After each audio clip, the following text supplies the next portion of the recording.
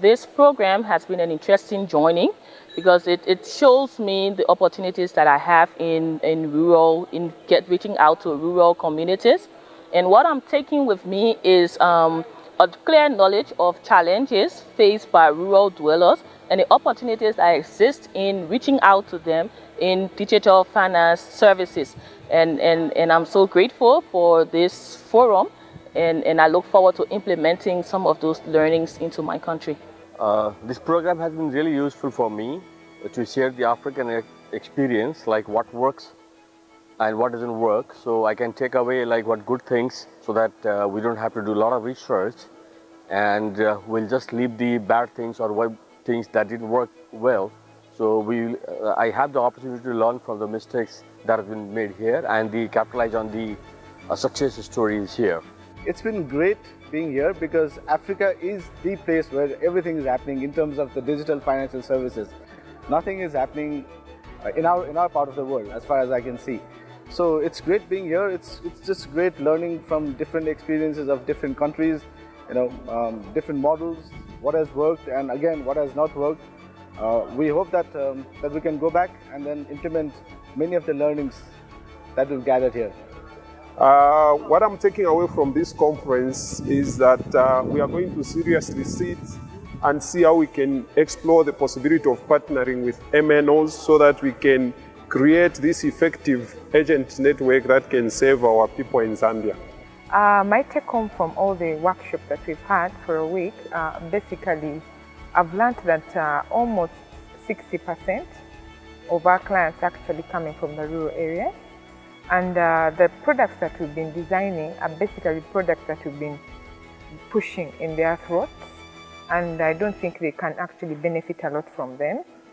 So another good thing is I've learned that since banks currently are focusing on products that actually add in more money and reducing costs,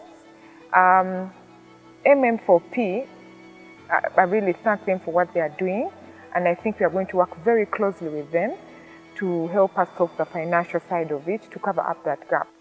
So I'm very happy to say our proposal has been already written and has been presented.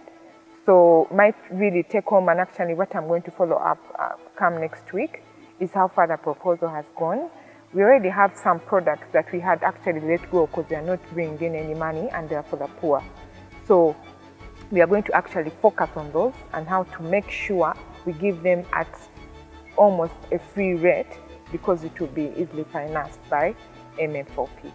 In terms of the lessons learned, there have been lots of lessons, but one thing that came out is DFS should be more customer-centric rather than coming up with our own products and services and looking it that way. We should rather concentrate more on the customer. And then at the end of it, I learned a lot from Janine, who pretty much said that she had envisioned a lot of things 10 years ago and she envisions a lot more 10 years to come, and it is possible.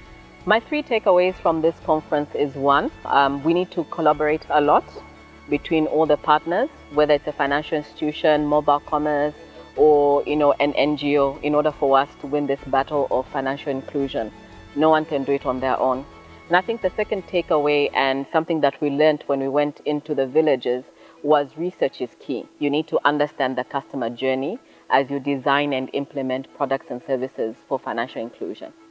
Yes. It was a very interesting workshop for myself because, well, at Financial Sector Deepening, we believe that there's lots of opportunity out there for market actors to implement products that increase financial inclusion.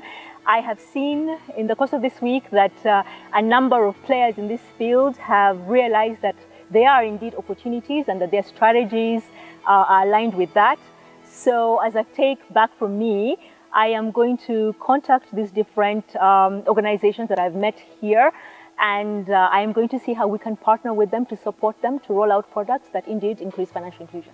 I think this workshop was beneficial in showing at which stages some of the countries are in terms of their mobile financial services. So some countries are relatively advanced, such as Kenya, Tanzania, and Uganda, and other countries are on the verge of starting.